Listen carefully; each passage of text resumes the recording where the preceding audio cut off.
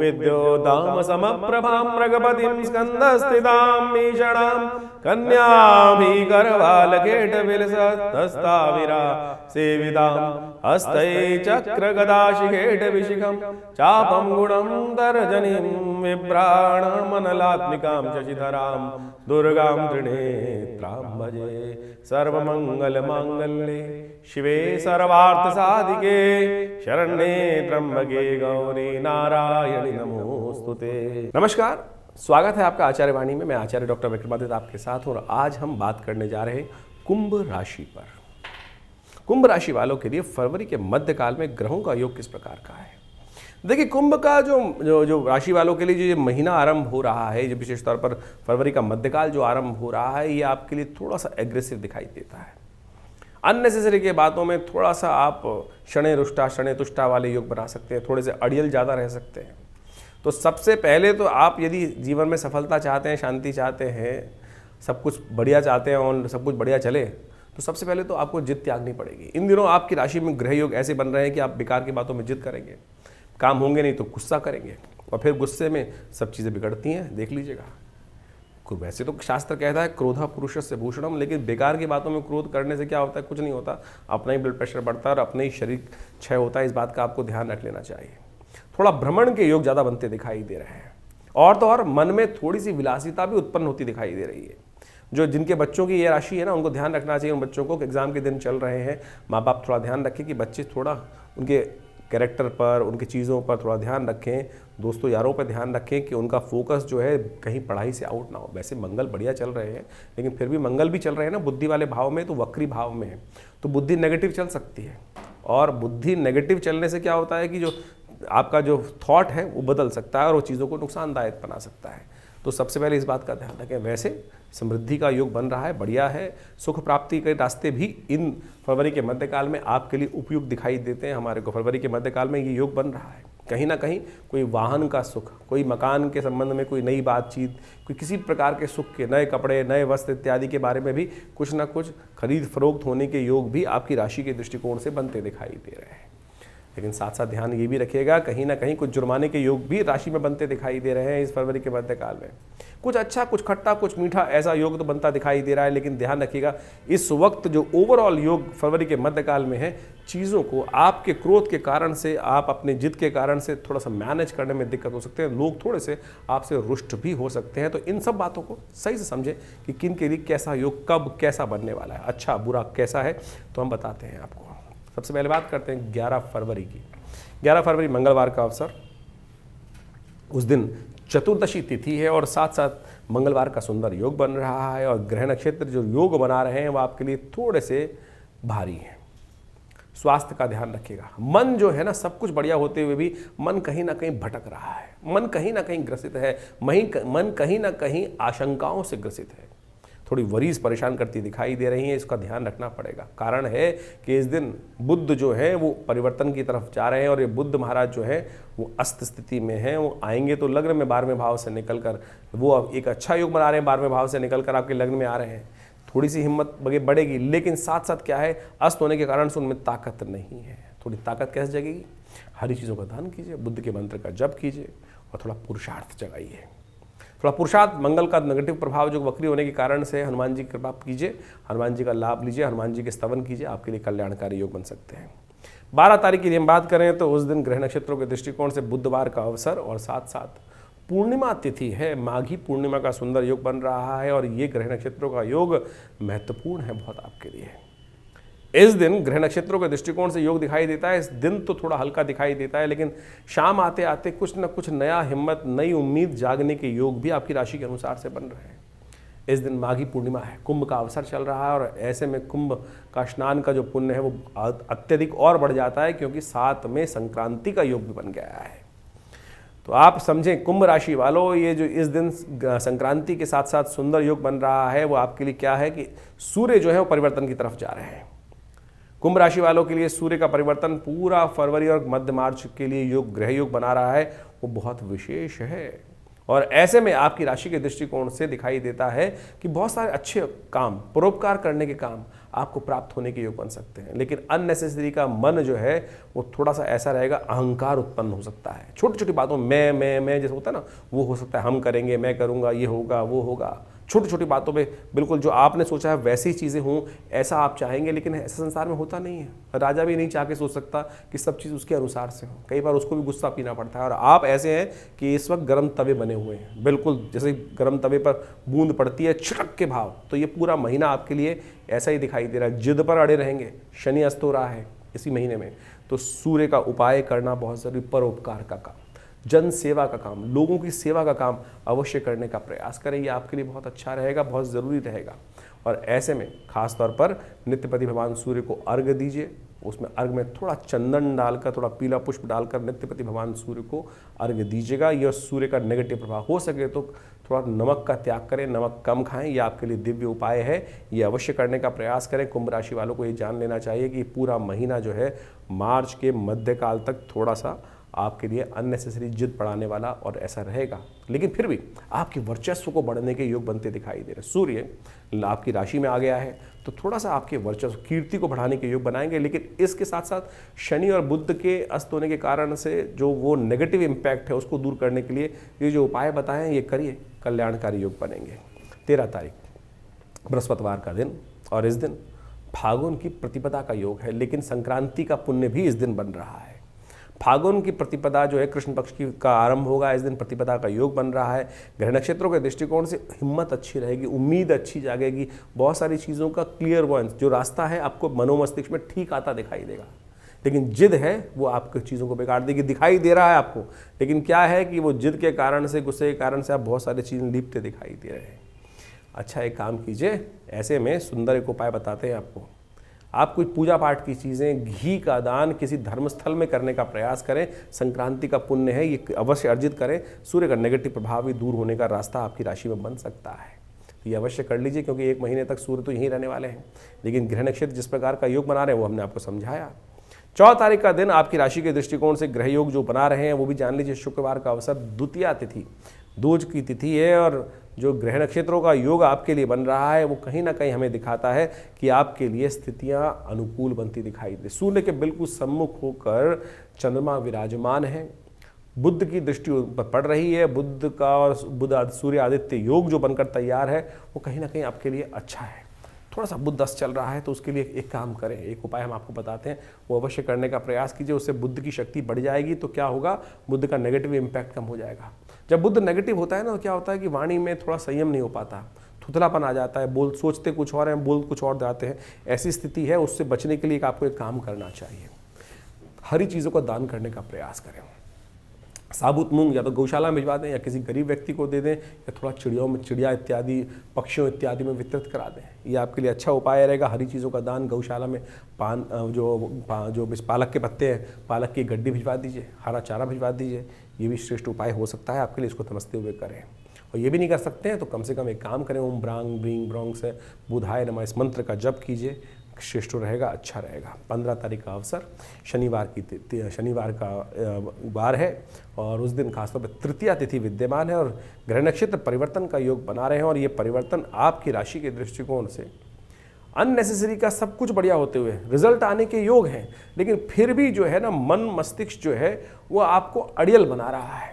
वो आपकी आंखों के आगे नज़रबट्टू बंधे हुए हैं, उस विजन को दिखाना ही नहीं चाह रहा है। फिर भी क्योंकि सब कुछ क्या है, नेगेटिव दिखाई देगा। अरे पॉजिटिव बहुत कुछ है, चीज़ों को पॉजिटिव वे में देखने का प्रयास करना चाहिए आपको। या शनि महाराज इन दिनों लग्न में अस्त होने जा रहे हैं, बहुत सूर्य के बिल्कुल सन्निकट आ चुके हैं। बुध अस्त होने के कारण से विजन जो है थोड़ा बदल गया है। विजन बदलने का आपको प्रयास करना चाहिए, ये सबसे श्रेष्ठ उपाय है। गज देखिए, बृहस्पति की दृष्टि पड़ रही है चंद्रमा के ऊपर आपकी राशि के दृष्टिकोण से। ये दिखा रहा है कि बिल्कुल ठीक है, फिर भी लेकिन दिमाग बंद है, ठस है। तो उसके लिए आपको उपाय करना चाहिए, केसर का सेवन, केसर का तिलक, ये करने का प्रयास कीजिए। गजकेसरी योग बनकर लाभ देने को तैयार है, लेकिन उसके लिए दिमाग को खोलना पड़ेगा। दिमाग बंधन में लगता दिखाई दे रहा है, तो ऐसे में ध्यान रखें। ये 2-3 दिन विशेष तौर पर बहुत बढ़िया है आपके लिए। भद्रा है, इस दिन ध्यान रखिएगा, नए कार्यों में हाथ डालने से बचें। सुबह 10:52 से लेकर रात्रि में 11 बजे तक ये भद्रा का योग है, तो इससे बचना चाहिए। 16 तारीख रविवार का अवसर, चतुर्थी तिथि है। ग्रह बिल्कुल अच्छे हैं, बिल्कुल, लेकिन उनको दूर करने का रास्ता इस दिन अच्छा है। नए संपर्क साधने के योग बन सकते हैं, नई चीज़ों को यूटिलाइज करने के रास्ते बन सकते हैं। इसके लिए आपको थोड़ा अपना विजन खोलना पड़ेगा, लेकिन उसके लिए चतुर्थी का व्रत करें, गणेश जी का स्तवन करें, विघ्नहर्ता गणेश जी। जब सब कुछ ना चले तो विघ्नहर्ता गणेश जी का स्तवन करना चाहिए। चतुर्थी का योग बन गया है, हो सके तो तिल के द्वारा तिल का दान करें, और हो सके तो भगवान गणेश जी के निमित्त कुछ आहुति ओम गंगणाधिपतये नमः इस मंत्र का जप कर लीजिए। हमारे यहाँ विवेकानंद योगाश्रम में इस दिन हमने गणेश यज्ञ रखा है, श्री गणेश यज्ञ, और साथ साथ नवग्रह शांति महायज्ञ रखा है। यदि दिल्ली के आसपास हैं तो विवेकानंद योगाश्रम में इस दिन यज्ञ में सम्मिलित होकर सुबह 8 बजे से लेकर हर रविवार को ये बड़ा कार्यक्रम सामूहिक तौर पर रहता है। आप उसमें सम्मिलित हों, ईश्वरी कृपा से, वंदना से समस्त कष्ट दूर होने के योग बन सकते हैं। 17 तारीख सोमवार का अवसर और पंचमी तिथि विद्यमान है इस दिन, और ये ग्रह जो है आपके लिए ओवरऑल कहीं ना कहीं नया कुछ रास्ता बनाता दिखाई दे रहा है। आपने देख लिया 2-3 दिन किस प्रकार से स्थितियाँ आपके लिए बन रही हैं, और बिल्कुल लाभ के योग हैं, अच्छे बन रहे हैं। ऐसे में सिर्फ आपको शांति के साथ स्थिति को पहचानने का प्रयास करना है। सुबह सुबह हो सके तो सूर्य को जल दीजिए, और हो सके तो थोड़ा दूध का दान करने का प्रयास करें, सफ़ेद मिठाई का भोग लगाने का प्रयास करें। ये आपके लिए कल्याणकारी योग बना सकता है। ग्रह नक्षत्रों के दृष्टिकोण से इस दिन जो शाम के समय कहीं ना कहीं आपका मन धार्मिकता की तरफ उदय होता दिखाई देगा। धार्मिकता के उदय होने से कहीं ना कहीं मन सज्जन हो सकता है, और ये सज्जनता का लाभ भी आपको मिलने के योग बन सकते हैं। खासतौर पर ग्रह नक्षत्र इसी प्रकार के योग बना रहे हैं। 18 तारीख मंगलवार का अवसर, षष्ठी तिथि इस दिन विद्यमान है, और इस दिन ग्रह नक्षत्रों ने परिवर्तन का योग जो बनाया है, भाग्य में बैठकर चंद्रमा आपको सरल कर रहे हैं। लेकिन ध्यान रखिएगा, यहाँ पर बहुत सारे लोग जो है कि आपकी भावनाओं की कदर नहीं करने वाले हैं। वो आपको मूर्ख बनाने का प्रयास कर सकते हैं और आपकी सज्जनता का दुरुपयोग कर सकते हैं। ऐसे योग बन रहे हैं, और आप समझते हुए भी क्या होता है ना, दबी हुई बिल्ली चूहों से कान कटवा सकती है। ऐसे ग्रह नक्षत्रों के योग आपके लिए बनते दिखाई दे रहे हैं। लोग आपके साथ अन्याय करते दिखाई दे रहे हैं। तो इसलिए सज्जन का अर्थ ये कहीं नहीं होता कि आप बुद्धि को त्याग दें। आप थोड़ा सा अपने आप को अब आगे बढ़ाने का प्रयास करें। लड़ने की ज़रूरत नहीं है, गुस्सा तो आपको वैसे ही बड़ा हुआ है आजकल, लड़ने की ज़रूरत नहीं है। लेकिन थोड़ा सा चीज़ों को, कई बार क्या होता है, भगवान आपने देखे हमारे समस्त जितने भी देवता हैं उन सबके हाथ में आयुध है। चलाने के लिए नहीं है, दिखाने के लिए है कि भाई देखो पंगा लोगे तो फिर अच्छा नहीं होगा। और इतना खौफ पैदा कर लीजिए, वो आपके लिए सबसे अच्छा रहेगा, श्रेष्ठ रहेगा। हनुमान जी का सुंदर स्तवन करें, सुंदरकांड का पाठ करें, आपके लिए अच्छा रहेगा। 19 तारीख बुधवार का अवसर, सप्तमी तिथि इस दिन विद्यमान है, और ग्रह नक्षत्रों के दृष्टिकोण से ग्रह योग जो आपके लिए बन रहे हैं वो दिखा रहे हैं कि जो व्यक्ति, आप यदि धार्मिक रहेंगे, सरल रहेंगे, तो चीज़ें आपके लिए अच्छी हो सकती हैं। ये चीज़ें आपको दिखा रही हैं कि कुछ न कहीं पॉजिटिव रास्ता बनने की उम्मीद है। बुधवार का अवसर है, बुध इन दिनों आपके सूर्य के साथ चलते हुए अस्त स्थिति में, तो बुध को थोड़ा शक्ति देने का आपको प्रयास करना चाहिए। गणेश जी के मंदिर में जाकर पीले पुष्प उनको अर्पित करें, ओम गंगणाधि नमः इस मंत्र का जप करें। एक माला जप करना आपके लिए श्रेष्ठ है। 20 तारीख बृहस्पतिवार का अवसर, अष्टमी तिथि इस दिन विद्यमान है, और चंद्रमा सुबह सुबह परिवर्तन कर 6:47 पर आपकी राशि के दशम भाव में जा रहे हैं। बृहस्पति के बिल्कुल सम्मुख आके बैठ गए हैं, और आपके कर्म के अनुसार से, मेहनत के अनुसार से सफलता देने के रास्ते आपके लिए बनाते दिखाई दे रहे हैं। शनि भी इस वक्त बिल्कुल अनुकूल है, तो इसलिए इस समय का लाभ आपको ले लेना चाहिए। ज्योतिष का यही लाभ है, ज्योतिष बता देता है कब समय आपके अनुकूल है और कब समय लाभ देने वाला है, कब समय रिजल्ट देने वाला है। तो ये समय ओवरऑल हमें दिखाई देता है कि रिजल्ट देने वाला है, रिजल्ट पॉजिटिव लाने के योग बनते दिखाई दे रहे हैं। इसलिए शांति भाव से कोई दिक्कत नहीं, कई नेगेटिव भाव उसको इग्नोर करिए, और जिस प्रकार से युक्ति युक्त तरीके से कार्य करवा लीजिए, ये आपके लिए अच्छा रहेगा।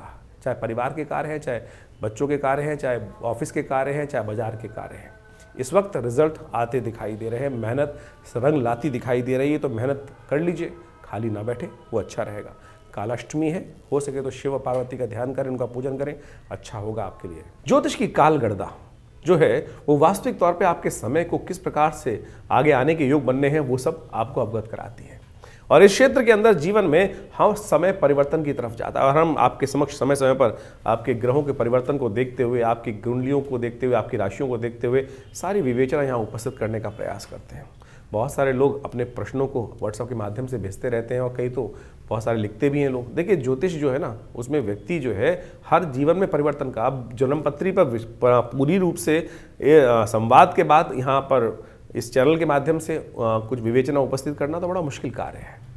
राशियों के हिसाब से एक गोचर का दृष्टिकोण जो वास्तविक तौर पे जन्मपत्री जो है 12 खाकी की ही है, और जो 12 खाके हैं उनमें 12 राशियाँ पड़ी हैं, उन राशियों के हिसाब से यदि प्रत्यक्ष रूप से समझें तो इसका भी एक बहुत बड़ा प्रत्यक्ष प्रमाण है, औचित्य है, अनौचित्य नहीं है।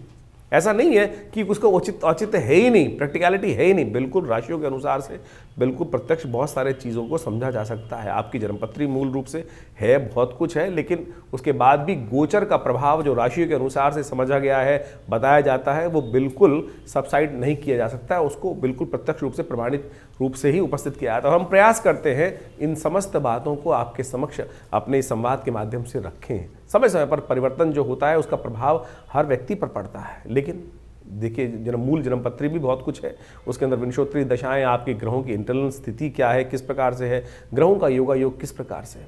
अब किसी की व्यक्ति की कुंडली में दरिद्र योग पड़ा हुआ है, कष्ट वाले योग पड़े हुए हैं, जो उनकी दशाएं उस प्रकार चल रही हैं, तो गोचर में यदि शुभ ग्रह आ भी गया तो उसको उसका प्रभाव मालूम ही नहीं चलेगा। और लोग ज्योतिष में जो राशियों के अनुसार से जो बताया जा रहा है उस पर प्रश्न चिन्ह लगा देते हैं। प्रश्न चिन्ह लगाना तो कहीं भी बड़ा आसान काम है। प्रश्न चिन्ह तो लोग भगवान पे भी लगा सकते हैं। प्रश्न चिन्ह तो किसी भी बड़े से बड़े कार्य करने वाले पे लगाए जा सकते हैं। तो हमारा आपके समक्ष एक सीधी सीधा वार्तालाप में यही बात कर रहे हैं कि ज्योतिष को प्रत्यक्ष रूप से समझने का प्रयास करें, और जितना सूक्ष्म जाएंगे, जितना ज़्यादा गहन अध्ययन के साथ उसमें डूबेंगे, तो प्रत्यक्ष हर चीज़ सामने सही सही रूप में आपकी समझ में आनी शुरू हो जाएगी। यहाँ लिमिटेशंस हैं जन्मपत्री के माध्यम से, जो हम गोचर के दृष्टिकोण से, आपकी राशि के दृष्टिकोण से बताते हैं, तो उसमें एक बाह्य खाका ही खींचा जा सकता है, और हम पूरी तरह से निष्ठा के साथ ये सब चीज़ें बताने का प्रयास करते हैं। जहाँ तक उपाय की रही बात, अब हर रोज़ भारतीय संस्कृति में कुछ नया मुहूर्त है, नए उत्सव हैं, और पुराणों में उसके महत्व को बहुत सुंदर तरीके से दर्शाया गया है। तो उन उपायों को आप समय समय पर समझ सकते हैं। लेकिन आज उपायों के नाम पर बहुत सारे लोग क्या है, केवल पैसे खर्च कराने के काम पे ही लग जाते हैं। बहुत सारे कुछ बड़े बड़े अनुष्ठानों में चले जाते हैं, कुछ हज़ारों रुपये खर्च करने की बात की जाती है, कोई नग धारण करने की तरफ चले जाते हैं। तो हम इन बात को समझें कि वो भी गलत नहीं है। अनुष्ठान बिल्कुल, पूजा मंत्र का जप बिल्कुल प्रत्यक्ष है, साथ साथ बिल्कुल प्रत्यक्ष कार्य करता है, असंभव का को संभव करके दिखा सकता है। नग भी इस प्रकार से असंभव को संभव करके दिखा सकते हैं, लेकिन वो वास्तविक तौर पे सही तो हो।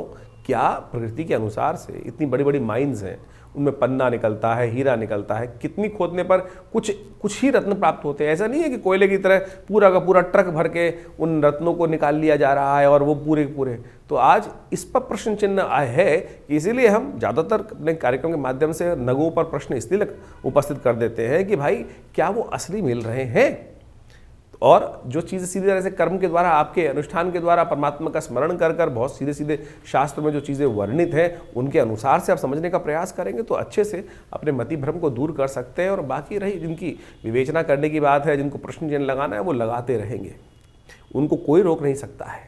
तो आप सीधी तरह से जिसको जाकी रही भावना जैसी, बहुत लोगों की भावना मन में इस प्रकार से फ्रस्ट्रेशन बहुत ज़्यादा है। कई लोग उल्टा सीधा बहुत ज़्यादा आज की तारीख में सोशल मीडिया पे हम देखते ही हैं, कुछ भी किसी के बारे में विवेचना उपस्थित कर देते हैं। तो हम प्रयास करेंगे, समझें आपको कितना लाभ है, जितना आपको लाभ जिस चीज़ से मिल रहा है उतना ले लीजिए, और जो आपके लायक बात नहीं है उसको छोड़ देंगे तो अच्छा ही रहेगा। और इस प्रकार से समझते हुए कार्य करेंगे तो बहुत सारी चीज़ें आपके लिए अच्छी साबित हो सकती हैं। तो ये कार्यक्रम हम आपके समक्ष समय समय पर लेकर उपस्थित होते हैं। बहुत सारे लोग कई बार व्हाट्सएप पे या चैनल के माध्यम से ये भी लिख देते हैं कि आप आश्रम में बहुत ज़्यादा गतिविधि जो होती हैं उनके बारे में पब्लिसिटी करते हैं। अरे होती हैं तो बताते हैं मेरे भाई। आश्रम में हम जो व्यवस्थाएं करते हैं किसी से कोई पैसे नहीं लेते हैं। हमारे आश्रम पे यज्ञ होता है तो उसमें आप आके स्वयं बैठ सकते हैं, कोई चार्जेस नहीं है उसका। नवरात्र के यज्ञ होते हैं उसमें भी बैठ सकते हैं। सुंदरकांड का पाठ महीने में होता है, इतने बाकी सब लोग जहाँ संस्थान जहाँ चल रहे हैं वहाँ ना पूजा बहुत हो रही है ना कुछ हो रहा है। किस प्रकार से केवल हमारे यहाँ प्रत्यक्ष रूप से होता है, और प्रत्यक्षम किम प्रमाणम, आप जिनको बैठना है आप आके बैठें। हमारे यहाँ तो सामग्री इत्यादि, भंडारे इत्यादि की उसकी भी किसी से दक्षिणा नहीं ली जाती है। तो मेरा इसमें आप सब लोगों से अनुनय विनय के साथ है कि हमारा ये संस्थान लगातार कई वर्षों से, 70 वर्षों से 60 वर्षों से कार्य कर रहा है और परमात्मा भजन में लगा हुआ है, सत्य को सामने लाने के लिए लगा हुआ है। तो इसलिए आप पवित्र हृदय के साथ हमारे इस कार्यक्रम के साथ जुड़े हैं तो उसके साथ जुड़े रहेंगे तो अच्छा ही होगा। परमात्मा का स्मरण होगा, भगवान का नाम जप होगा, और बाकी संस्थान तो बहुत सारे कार्य कर ही रहा है। हमारा विवेकानंद योगाश्रम पिछले करीब 60-70 सालों से लगातार लोग सेवा, हॉस्पिटल, जन सेवा, भंडारे, हज़ारों भंडारे हम साल में करते ही हैं। तो आप भी उनके साथ जुड़ेंगे तो लाभ होगा। धन्यवाद, नमस्कार।